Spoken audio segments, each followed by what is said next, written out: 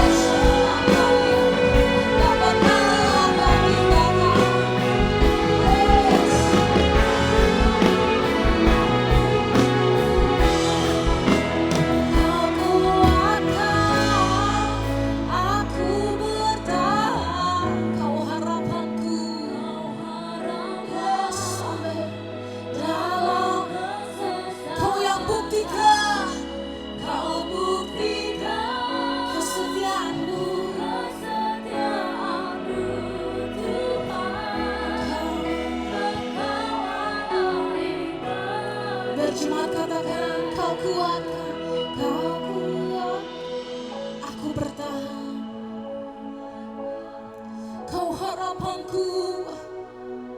Yes, amin. Kau yang buktikan, kau bukti kesetiaanmu.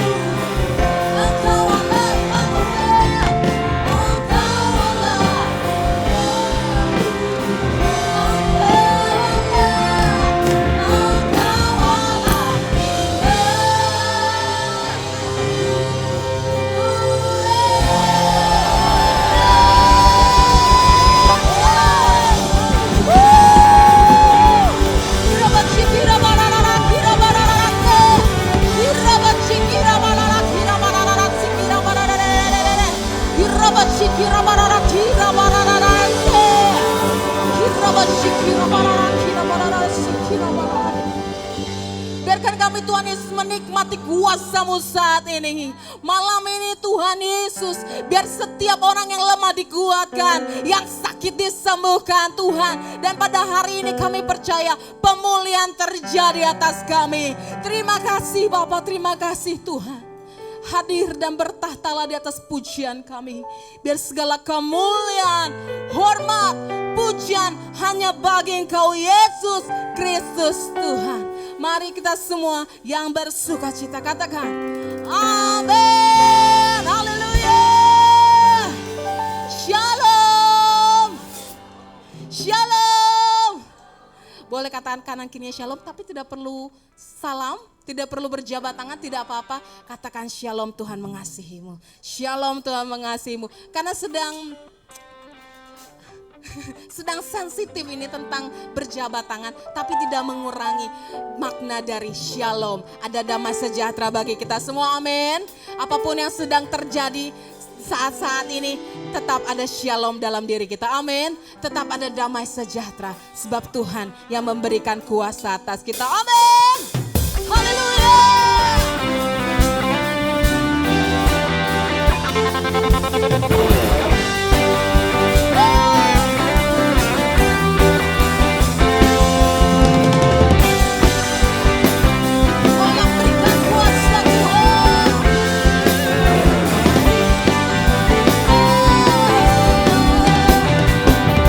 Ku diberi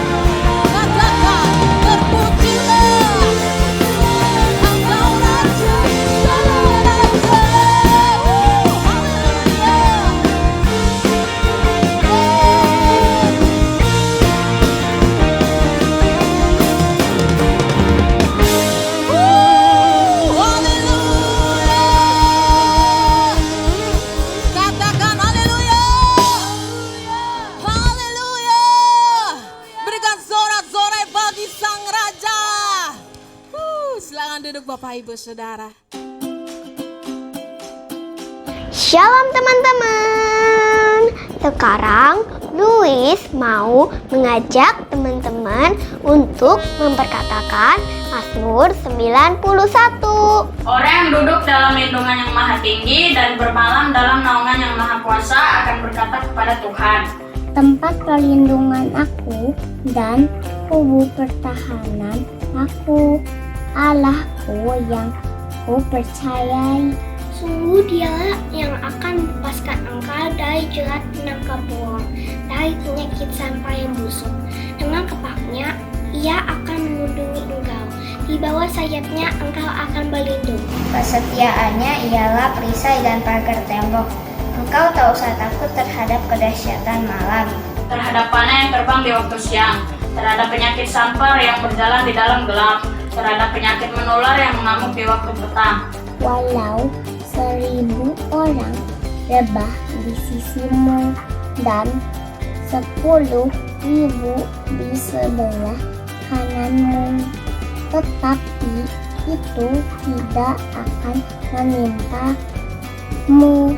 Engkau hanya menontonnya dengan matamu sendiri dan melihat pembalasan terhadap orang-orang fasik. Sebab Tuhan ialah tempat perlindunganmu, yang maha tinggi telah kau buat tempat perteduhanmu. Malapetaka tidak akan menimpa kamu dan tulah tidak akan mendekat kepada kemahmu, sebab malaikat-malaikatnya akan diperintahkannya kepadamu Untuk menjaga engkau di segala jalanmu. Mereka akan menata engkau di atas tangannya, supaya kakimu jangan terantuk kepada batu. Singa dan ular tudung akan kau langkahi. Engkau akan menginjak anak singa dan ular naga. Sungguh hatinya melekat kepadaku, maka aku akan meluputkannya. Aku akan membentenginya sebabnya mengenal namaku. Bila ia berseru kepadaku, aku akan menjawab. Aku akan menyertai dia dalam kesesakan. Aku akan meluputkannya dan memudahkannya. Dengan panjang umur akan kukenyangkan dia, dan akan kuperlihatkan kepadanya keselamatan daripadaku. Teman-teman, jangan lupa ya untuk memperkatakan Mazmur 91 setiap hari. Halo, apa kabar? Salam sehat untuk kita semua. Saat ini kita sama-sama mengetahui bahwa pandemi global sedang terjadi, tidak terkecuali Indonesia juga ikut mengalami dampaknya. Banyak sekali pemutusan hubungan kerja bagi banyak kepala keluarga dari keluarga menengah ke bawah, mengakibatkan banyak anak-anak yang menjadi putus sekolah. Melalui Rumah Junior Foundation, kami mengajak untuk kita sama-sama berdonasi bagi 1000 anak kembali bersekolah dan meraih mimpinya kembali dengan paket program yang disediakan pemerintah. Bagaimana cara berdonasinya? Yuk kita sama-sama beli kaos seperti yang saya pakai. Jangan lupa berdonasi ya, karena selalu ada harapan bagi kita semua. Shalom Bapak Ibu Saudara, selamat hari Minggu. Kiranya Tuhan terus memimpin, menuntun, dan membimbing hidup kita. Akhir-akhir ini banyak pembicaraan mengenai nabi palsu. Beberapa orang beranggapan apabila hamba Tuhan atau pendeta berdoa dan bernubuat, lalu apa yang dia katakan belum terjadi, maka hamba Tuhan atau pendeta tersebut dianggap sebagai nabi palsu. Hal ini pernah menjadi perbincangan di awal pandemi bahkan sampai hari ini. Itulah sebabnya edisi Voice of Pentecost kali ini akan membahas mengenai kenabian yang sejati. Untuk meluruskan pandangan-pandangan dan pembahasan mengenai nabi palsu dan hukuman mati bagi nabi palsu. Di dalam Ulangan 18 ayat 20-22 dikatakan, seorang nabi palsu layak mendapatkan hukuman mati karena 2 alasan. Yang pertama, mengucapkan demi nama Tuhan perkataan yang tidak Tuhan perintahkan. Yang kedua, berkata-kata demi nama Allah lain Arti yang kedua ini sangat jelas, yaitu secara jelas menggunakan nama Allah lain. Namun, perihal alasan yang pertama, apakah tandanya seseorang mengucapkan demi nama Tuhan sesuatu yang tidak Tuhan perintahkan? Bagaimanakah mengukur perkataan tersebut terjadi atau tidak? Tentu jawabannya adalah menunggu. Sekali lagi, apakah tandanya seseorang mengucapkan demi nama Tuhan sesuatu yang tidak Tuhan perintahkan? Bagaimanakah mengukur perkataan tersebut terjadi atau tidak? Jawabannya hanya menunggu. Bisa cepat, lama, atau sangat lama. Seperti halnya mengenai hari penghakiman. Maka dari itu, terjadi atau belum terjadinya suatu nubuatan bukanlah aturan kaku dan kriteria utama untuk menentukan kenabian yang sejati, melainkan ada beberapa kriteria lain yang lebih komprehensif atau lengkap. Pertama, kesesuaian dengan nabi lain dan firman Tuhan secara keseluruhan. Kedua, berasal dari Tuhan walaupun terkadang tidak sesuai dengan kehendak pribadi sang nabi itu sendiri. Ketiga, membawa umat ke dalam rencana Allah. Keempat, tidak mencuri kemuliaan Tuhan. Kelima, karakter nabi yang sesuai dengan karakter Allah. Kriteria ini lebih tepat untuk melihat kenabian yang sejati. Lalu, pertanyaan berikutnya, bagaimana dengan hukuman mati bagi nabi palsu dengan cara melemparinya dengan batu? Rasanya hal ini sudah tidak lagi relevan. Karena ini berarti pezina, penyembah berhala, pelanggaran yang tidak dapat diampuni juga harus dihukum mati dengan dilempari batu. Tercatat ada 36 pelanggaran dalam hukum Taurat yang layak mendapatkan hukuman mati. Secara teologis, bagi orang percaya, hukum Taurat yang bersifat hukum sipil dan seremonial sudah digenapi. Karena apa? Karena sudah digenapi oleh Tuhan Yesus. Masih ingat bagaimana Tuhan Yesus tidak menghukum seorang pezina? Hukum Taurat salah satunya kini digunakan sebagai panduan moral hidup orang percaya. Kita tidak lagi hidup di bawah hukum Taurat, melainkan hukum Kristus. Seperti yang Paulus katakan dalam 1 Korintus 9 ayat 21, bahwa kini ia hidup di bawah hukum Kristus. Kenabian yang sejati ini penting bagi kehidupan orang percaya zaman now. Dari Ulangan 18 ayat 9 sampai 22, kita dapat menarik dua pelajaran, yaitu Tuhan masih berbicara kepada kita sampai sekarang ini. Dan suara kenabian adalah karunia Allah untuk meneguhkan umatnya, sekaligus melambangkan kerinduan Allah untuk tetap dapat berkomunikasi dengan kita. Dan kita sangat bersyukur dua hal ini terjadi di gereja kita. Tuhan Yesus memberkati.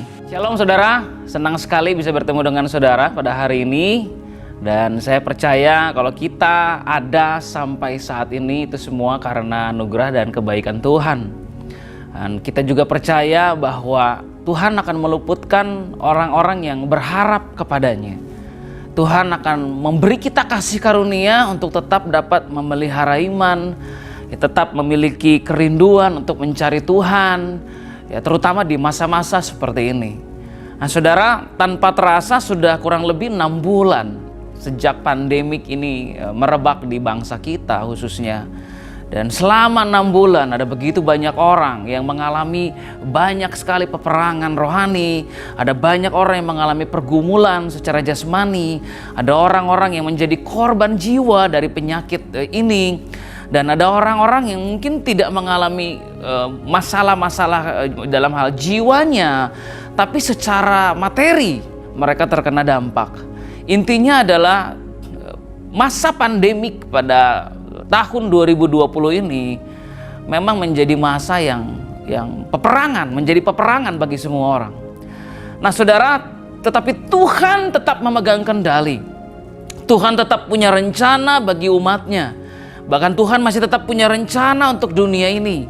Oleh karena Yohanes 3 ayat 16 tetap berkata sampai sekarang, Allah begitu mengasihi dunia ini sehingga ia mengaruniakan anaknya yang tunggal, supaya setiap orang yang percaya kepada Yesus tidak binasa, melainkan beroleh hidup yang kekal. Sehingga kita percaya Tuhan selalu memiliki rencana yang indah bagi umatnya. Saudara, pada hari ini tema kita adalah time of refreshing and restoration. Waktu penyegaran dan pemulihan. Nah, mengapa tema ini kita akan sama-sama pelajari dan coba pahami adalah karena saya merasa selama setengah tahun pandemik ini berjalan, ada banyak orang yang perlu penyegaran, refreshing. Ada banyak orang yang perlu revival dalam hidupnya, satu kebangunan rohani. Ya, ada banyak orang yang membutuhkan satu restoration atau pemulihan. Namun bahayanya adalah kita mungkin tidak akan mengalami semua itu. Kita tidak akan mengalami penyegaran, refreshing, kita tidak akan mengalami kebangunan rohani, kita tidak mengalami pemulihan kalau kita nggak memahami tentang hati dan maksud Tuhan buat kita. Saudaraku, sebelum kita melangkah lebih jauh, saya ingin mengajak saudara untuk kita sama-sama membaca Kisah Rasul pasalnya yang ketiga, mulai ayatnya yang ke-19 sampai dengan ayatnya yang ke-21. Di situ dikatakan, "Karena itu sadarlah dan bertobatlah, supaya dosamu dihapuskan, agar Tuhan mendatangkan waktu kelegaan," time of refreshing, "dan mengutus Yesus yang dari semula diuntukkan bagimu sebagai Kristus. Kristus itu harus tinggal di sorga sampai waktu pemulihan segala sesuatu, time of restoration, seperti yang difirmankan Allah dengan perantaraan nabi-nabinya yang kudus di zaman dahulu." Nah, saudaraku, kalau kita berpikir tentang masa pandemik, mungkin ada di antara saudara yang mulai atau mulai sadar ternyata ada korelasinya. Maksudnya begini loh saudara. Berapa banyak di antara saudara yang tahu bahwa menurut penanggalan kalender Ibrani, kita masuk tahun 5781 atau P-Alep. Ya. Nah, kalau ada di antara saudara yang mungkin tidak tahu, ya sekarang kita tahu ya. Kita sekarang masuk tahun yang baru menurut kalender rohani Israel. Jadi bangsa Israel itu punya dua kalender sipil dan kalender rohani. Kalender rohani bertujuan untuk mengatur waktu-waktu perayaan. Ada 7 perayaan yang dirayakan oleh bangsa Israel menurut Imamat pasal 23, dan kurang lebih ada 3 hari raya besar ya yang mencakup semua 7 hari raya tersebut. Namun saudara, sebelum kita membahas 5781 atau P-Alep, saya ingin kita melihat ke belakang ke tahun 5780 atau tahun P. Kenapa? Karena saya percaya kunci untuk dapat melihat ke masa depan itu seringkali berhubungan dengan bagaimana cara kita melihat ke masa lalu. Nah, itu bicara tentang kita mengingat, kita mengenang, kita mempelajari apa yang Tuhan pernah sampaikan di masa yang lalu. Nah, saudara, tahun 5780 tahun P itu memiliki simbol seperti mulut, sehingga disebut tahun mulut. Nah, kebetulan nggak sih saudara? Karena kalau kita lihat arti dari P, itu artinya mulut, kata, ekspresi, ucapan, dan nafas. Kebetulan nggak saudara kalau sejak 2019 tahun P, tahun mulut, merebaklah COVID-19. Dan tahu saudara apa yang diserang oleh virus ini? Mulut dan pernafasan. Dan kita mulai mengenakan masker. Kita menutup mulut kita. Dan memang seharusnya demikian karena protokol kesehatan. Dan berdasarkan pengalaman saya 18 hari dirawat di rumah sakit karena COVID-19, saya bisa menyatakan bahwa memakai masker baik buat kita. Setidaknya melindungi kita dari hal-hal yang memang tidak kita inginkan. Nah, namun saudara, secara profetik kita bisa dapat pengertian bahwa ini cara musuh untuk menutup mulut kita, menutup mulut gereja, sehingga gereja tidak mampu berkata-kata, tidak mampu bernubuat, tidak mampu menyampaikan perbuatan Tuhan yang besar. Sebaliknya, mulut kita diserang, mulut gereja diserang, ucapannya penuh dengan kebencian, dengan kekecewaan, ya ucapan-ucapannya penuh dengan penghakiman dan lain sebagainya.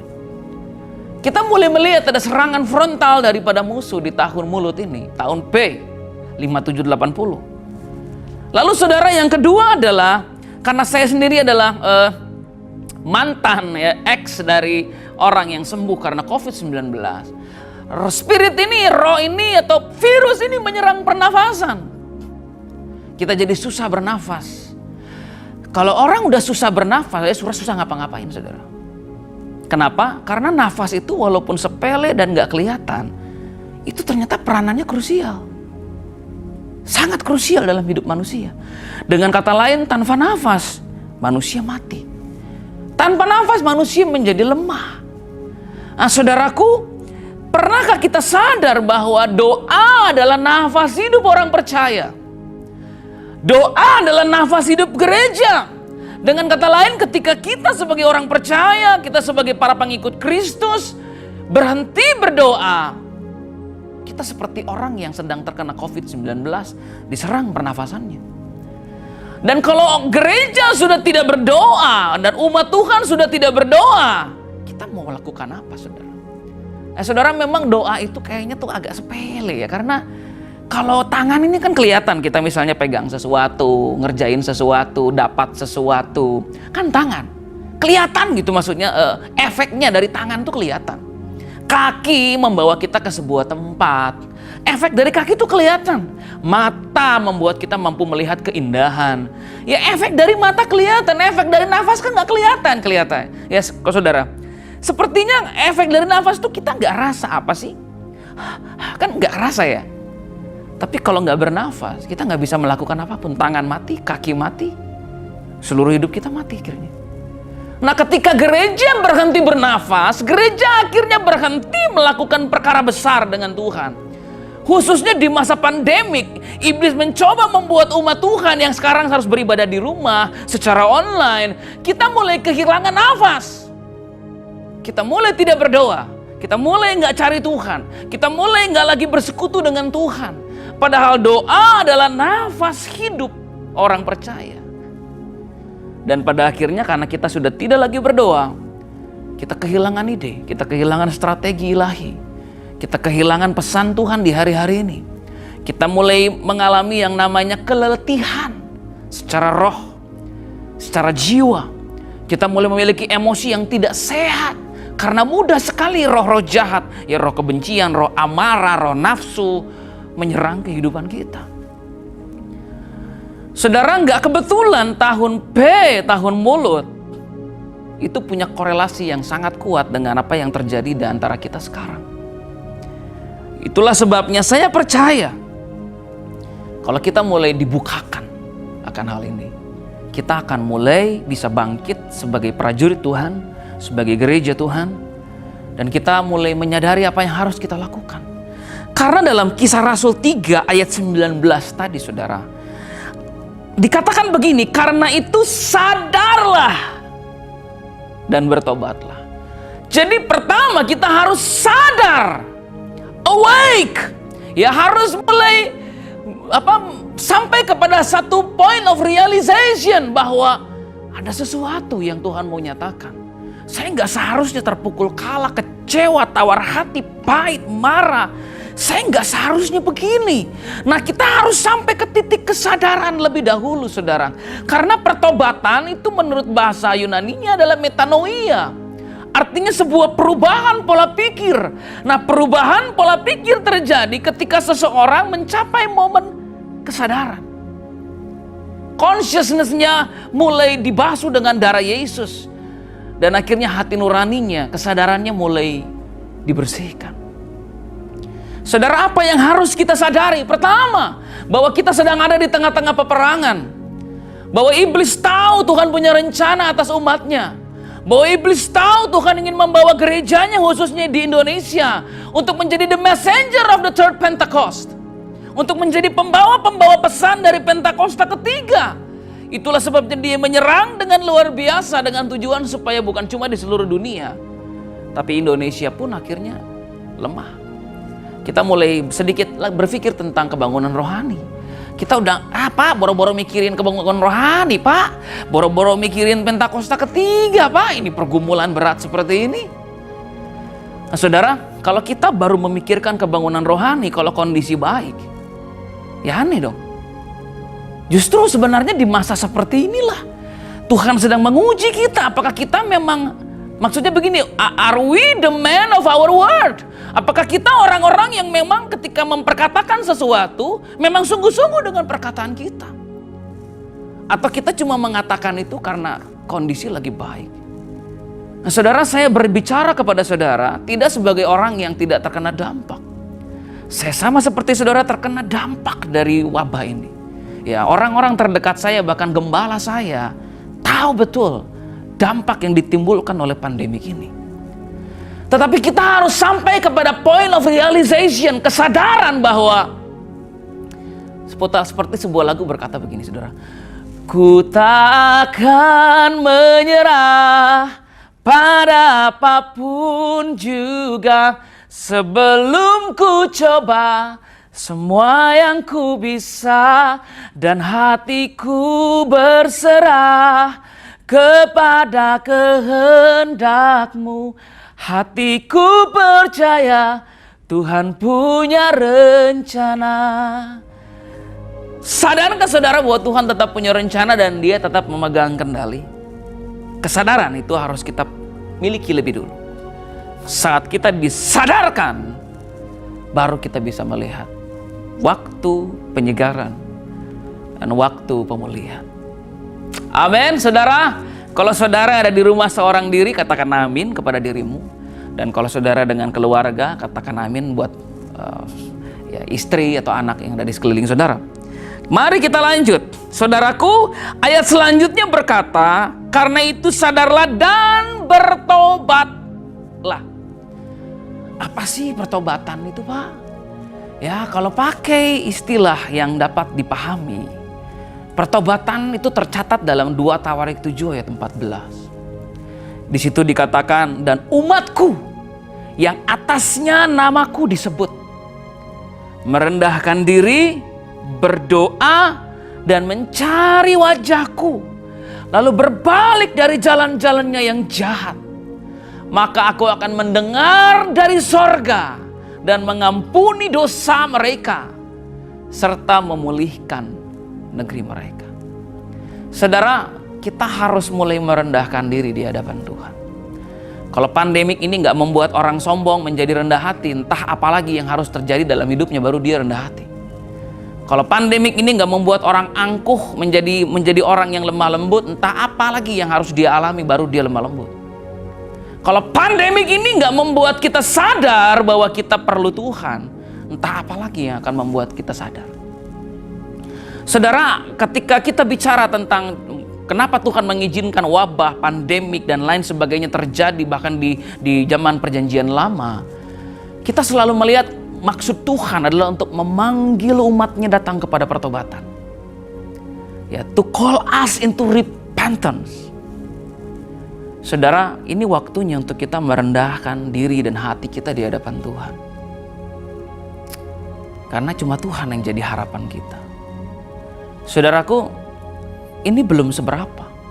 Ketika masa aniaya tiba, Alkitab mencatat, tidak satu orang pun bisa menjual atau membeli tanpa mengenakan tanda binatang 666 itu. Nah, saudaraku, maksud saya begini. Pernah nggak, karena saya pernah berbicara dengan satu orang yang cukup lama di dunia perbankan.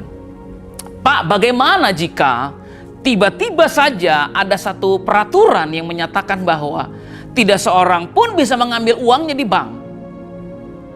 Tidak seorang pun bisa menarik asetnya ya dari bank tanpa punya tanda. Sekarang saudara, kalau kita mau kemana-mana, kita kan harus bayar pakai sekarang udah e-money. Kalau saudara nggak punya e-money, saudara kagak bisa masuk mall, nggak bisa parkir. Itu baru sederhana, kita dipaksa untuk mengikuti sistem. Apalagi nanti.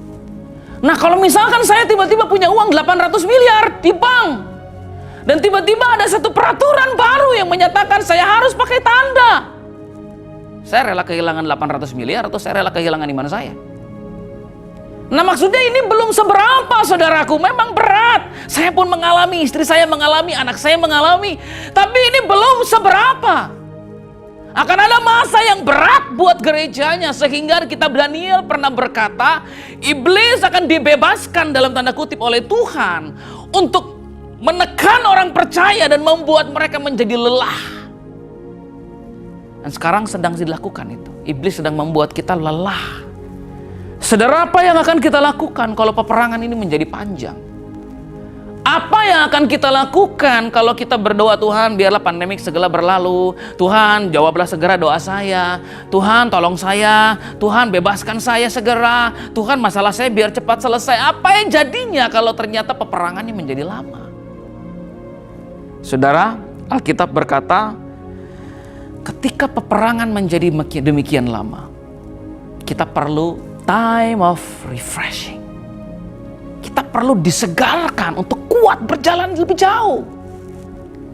Kalau memang perjalanan ini akan menjadi jauh, kita perlu mendapat penyegaran, refreshing dari Tuhan, renewal, pembaharuan. Dan itu kita dapat kalau kita mulai sadar dan kita bertobat. Saudara, ini masa yang penting buat kita untuk kita menyatakan kepada Tuhan bahwa kalau ku hidup bagimu, hatiku tetap menyembahmu. Dunia tak bisa menjauhkanku dari kasihmu. Ya, ini waktunya saudara, buat kita. Nah saudaraku, saya ingin menjelaskan sedikit. Ada satu orang ahli perang pada zaman dulu, namanya Sun Tzu.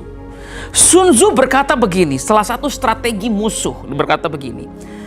Ketika senjata telah menjadi tumpul dan semangat tertekan, ketika kekuatan kita telah habis dan sumber daya kita habis, maka musuh akan memanfaatkan kelemahan kita itu untuk mulai melancarkan serangan yang sebenarnya. Nah saudara, apa sih yang membuat kekuatan kita telah habis? Contohnya ketika bisnis kita sepertinya nggak berkembang, ketika pekerjaan yang menjadi sumber mata pencaharian kita sepertinya nggak menghasilkan lagi, ketika semangat kita tertekan, sumber daya kita habis, kita terus ambil dari simpanan dan lambat laun simpanan kita berkurang. Apa yang akan kita lakukan, saudara? Karena ketika iblis melihat kita menjadi lemah secara rohani, dia serang kita. Dia akan menyerang kita, saudara. Itulah sebabnya penting buat kita untuk sadar dan bertobat. Amin.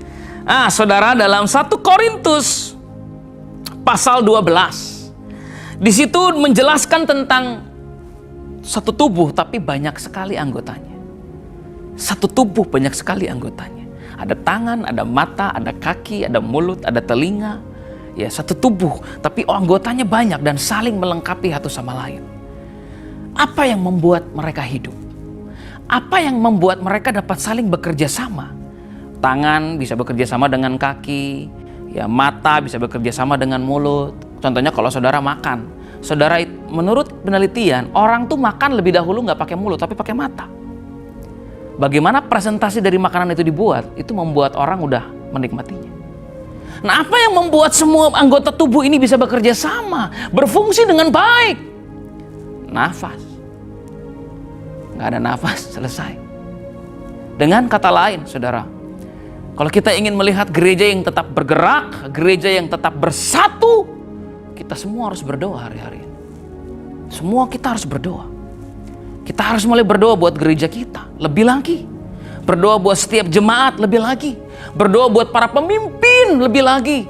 Berdoa buat para pengerja. Berdoa buat siapapun yang Tuhan taruh di hati saudara. Dan kita harus berdoa bersama-sama. Kita harus bersepakat berdoa bersama-sama, karena saat kita berdoa bersama-sama, nafas Tuhan itu dihembuskan atas gerejanya. Dan gereja dapat melakukan hal-hal yang kalau pakai kekuatannya sendiri gereja lemah. Saudaraku, ayo kita berdoa bersama. Mari kita satukan hati memperkatakan berkat buat bangsa, buat gereja di Indonesia, di Jakarta, dan buat gereja kita, Gajah Mada City Church. Amin.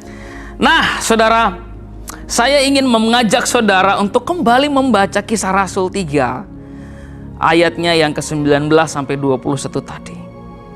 Ayat 20 dikatakan, agar Tuhan mendatangkan waktu waktu kelegaan dan mengutus Yesus yang dari semula diuntukkan bagimu sebagai Kristus.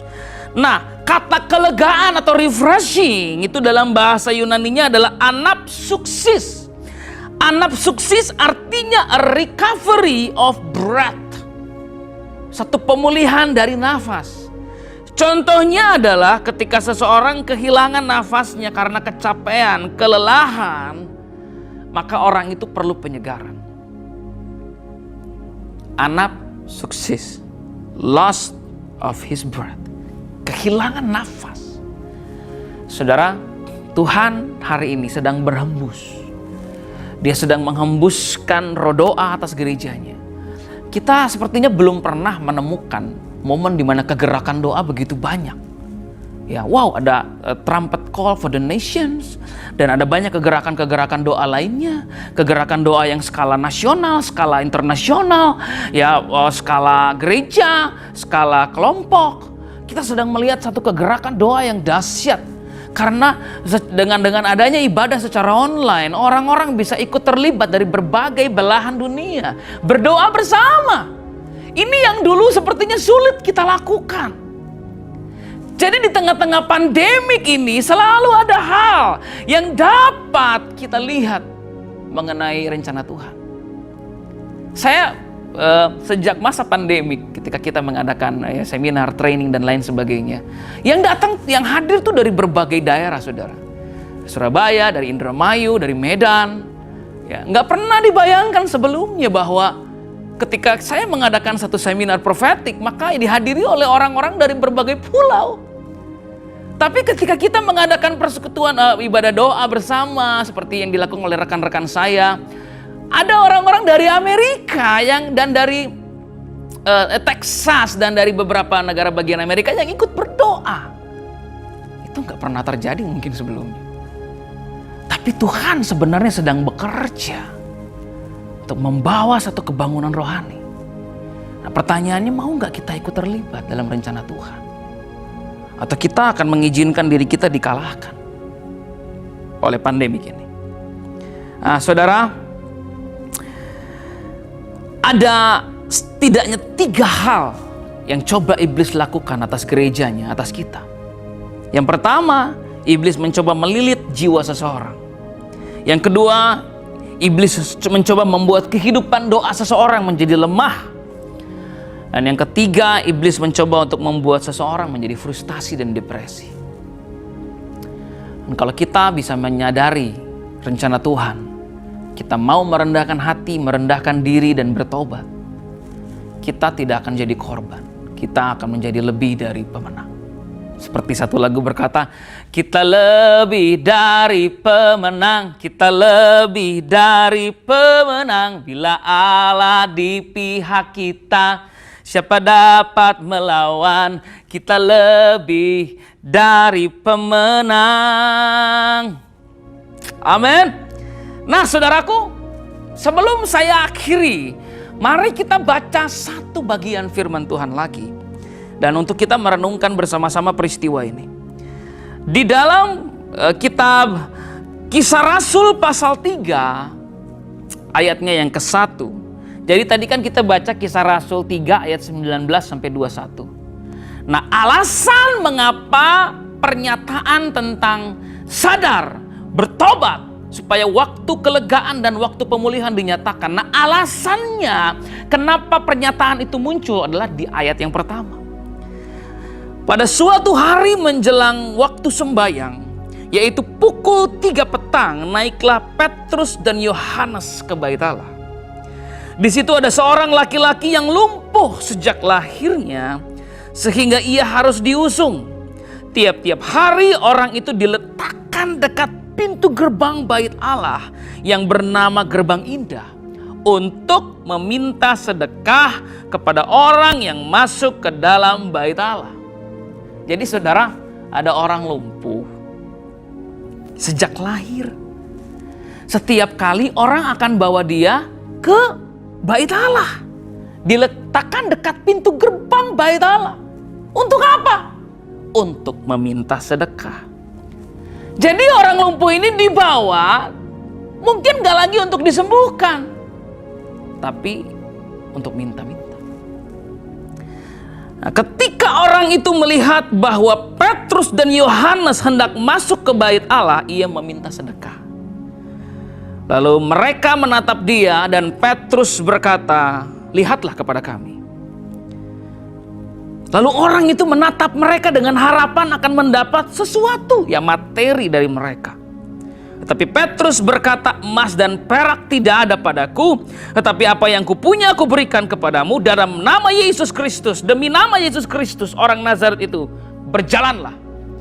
Lalu akhirnya orang lumpuh ini bangkit dan memuji Allah. Saudara, ada orang lumpuh dibawa ke bait Allah dan dia di situ minta uang, minta sedekah. Saudara, ini adalah tahun di mana Tuhan sedang menguji kita. Selama ini kita dibawa ke gereja, datang ke gereja itu minta-minta, atau karena mau ketemu Tuhan? Kita selama ini ke gereja hanya mencari materinya, berkat materi dari Tuhan, atau memang kita sungguh-sungguh ingin mengenal Dia? Kita datang ke gereja hanya seperti orang yang sekedar meminta sedekah dari Tuhan, yang hanya sekedar memohon Tuhan saja untuk memberkati hidup saya. Atau kita adalah orang-orang yang sebenarnya ingin mendedikasikan hidup kita untuk menjadi hambanya, untuk menjadi murid Tuhan. Nah saudara, ironis sekali, oleh karena orang lumpuh ini tetap lumpuh sekalipun dia ada di bait Allah. Padahal seharusnya hadirat Tuhan adalah tempat pemulihan dan kesembuhan. Kenapa dia tetap lumpuh? Dan kenapa akhirnya dia malah berfokus kepada materi? Saudara, di masa pandemik ini, Tuhan sedang menguji kita. Nah sekarang kita kan biasa itu ya merasa sudah melakukan kewajiban keagamaan kita. Dan kita berpikir kita akan diberkati. Contohnya saya kan udah ke gereja Pak, pasti diberkati dong sama Tuhan. Saya kan udah ibadah minimal setiap hari Minggu saya ibadah Pak. Ya minimal kan pasti Tuhan memberkati saya. Nah kita tuh sudah merasa nyaman dengan pemikiran seperti itu. Sehingga ketika kita tidak dapat lagi melakukan semua rutinitas yang membuat kita nyaman, kita digoncang. Mungkinkah Tuhan akan memberkati saudara ketika saudara hanya beribadah di rumah? Mungkinkah Tuhan akan memberkati saudara ketika saudara hanya beribadah online? Ya tentu saja. Karena Allah kita maha hadir. Dia ada di mana saja. Dan di masa pandemik ini ketika kita tidak bisa beribadah secara offline, saya percaya Tuhan pun tahu. Dan Dia akan menjumpai kita di rumah-rumah. Bedanya adalah kalau kita datang ke gereja, dari suasananya, dari ruangannya, dari musiknya, dari khotbahnya, itu udah mantep. Seakan-akan kalau kita ke gereja tuh udah mantep, udah dahsyat ini udah. Saya pasti diberkati. Sekarang di rumah. Apakah saudara tetap punya keyakinan yang sama? Saya nggak yakin ya Pak. Kalau ibadah online di rumah saya diberkati sebesar berkat kalau saya ke gereja. Kenapa nggak yakin Pak? Ya karena kalau di rumah saya nggak sungguh-sungguh. Ya itulah masalahnya kita semua. Jadi kesungguhan sebenarnya saudara masalahnya. Bukan tempatnya. Ketika kita sungguh-sungguh mau beribadah kepada Tuhan, dimanapun juga sebenarnya bisa. Asalkan kita sungguh-sungguh. Nah saudara, ketika orang ini akhirnya melihat Petrus dan Yohanes, dia berharap dapat mendapatkan satu sedekah, berkat materi. Tapi Petrus dan Yohanes berkata begini, "Emas dan perak tidak ada padaku, tapi apa yang kupunyai kuberikan kepadamu. Dalam nama Yesus, bangkit." Ah saudara, ini menjadi menarik. Kenapa? Kalau kita datang kepada Tuhan, kita berdoa dan meminta Tuhan, saya minta terobosan buat bisnis saya. Saya minta terobosan buat pekerjaan saya. Saya minta promosi dalam pekerjaan. Saya minta bisnis saya dilancarkan. Saya minta disembuhkan. Saya minta ini, saya minta itu. Dan tiba-tiba Tuhan berkata begini, "Apa yang kamu minta, tidak akan aku berikan. Tetapi apa yang aku punyai, aku berikan kepadamu." Saudara pilih yang mana? Pilih yang kita mau atau pilih yang Tuhan mau berikan buat kita? Kita pilih yang mana saudara? apa yang kamu minta, aku nggak akan beri. Tapi apa yang aku punya, aku berikan kepadamu. Itu tuh seperti begini loh saudara. Kita minta 100.000 sama Tuhan. Tuhan bilang, nggak akan aku kasih kamu 100.000. Nah karena kita nggak mendengar perkataan lanjutan dari Tuhan, kita kecewa. Kalau bahasa Sundanya punung. Ya, kita akhirnya kecewa dan pulang dan Tuhan nggak berkati saya. Saya minta 100.000 nggak dikasih sama Tuhan. Padahal kalau kita mau duduk dengar Tuhan bicara, Dia akan berkata begini, aku nggak akan kasih kamu 100.000.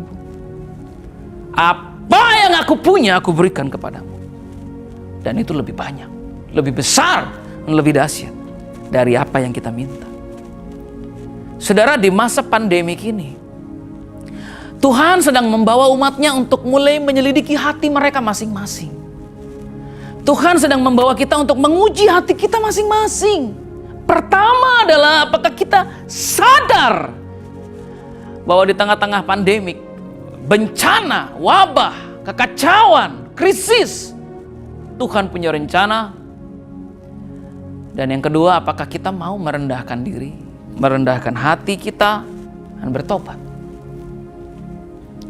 Dan yang ketiga, maukah kita mulai hari ini belajar untuk menyadari bahwa Tuhan tetap punya rencana yang dahsyat atas bangsa ini. Di tengah-tengah krisis, saya percaya bahwa rencana Tuhan sedang digenapi atas Indonesia. Bangsa ini akan jadi bangsa yang besar, bangsa yang membawa api kegerakan ke bangsa-bangsa lain, bangsa yang akan jadi berkat buat bangsa-bangsa lain. Dan kalau kita mulai punya pemahaman akan hal ini, time of refreshing and time of restoration will come. Pak, Bapak kan tadi bicara restoration, pemulihan Pak. Bapak kok belum jelasin? Udah, tadi saya jelasin. Pemulihan yang saya maksud nggak lagi bicara materi, walaupun itu akan terjadi. Tapi pemulihan kehidupan seseorang, batin seseorang, roh seseorang itu yang dipulihkan kembali. Panggilan seseorang, dedikasi seseorang itu yang dipulihkan kembali. Nah kalau itu dipulihkan, maka yang lain-lain akan dipulihkan. Berapa banyak di antara saudara yang percaya dan rindu supaya waktu penyegaran dan waktu pemulihan itu turun atas kita semua. Tadi waktu saya menyiapkan merenungkan bahan ini, satu lagu muncul di hati saya saudara. Times of refreshing, here in your presence, no greater blessing, just being with you. My heart be restored, my mind be renewed. Here in your presence, there is fullness of joy. Mari kita berdoa. Bapa yang baik, hari ini kami umat-Mu menghampiri Engkau. Dan rindu agar Engkau menyadarkan kami kembali akan rancangan-Mu yang indah atas kami. Menyadarkan kami kembali bahwa kami membutuhkan Engkau. Hari ini Tuhan Yesus, kami menghampiri Engkau dengan rendah hati dan bertobat dari segala dosa dan pelanggaran kami. Dari segala kelalaian dan sikap apatis kami terhadap Engkau dan terhadap firman-Mu. Pada hari ini Roh Kudus, biarlah waktu penyegaran dan waktu pemulihan itu dinyatakan atas kami. Segarkan kami kembali dan pulihkanlah kami. Karena kami percaya Tuhan, Engkau tetap Allah yang memegang kendali.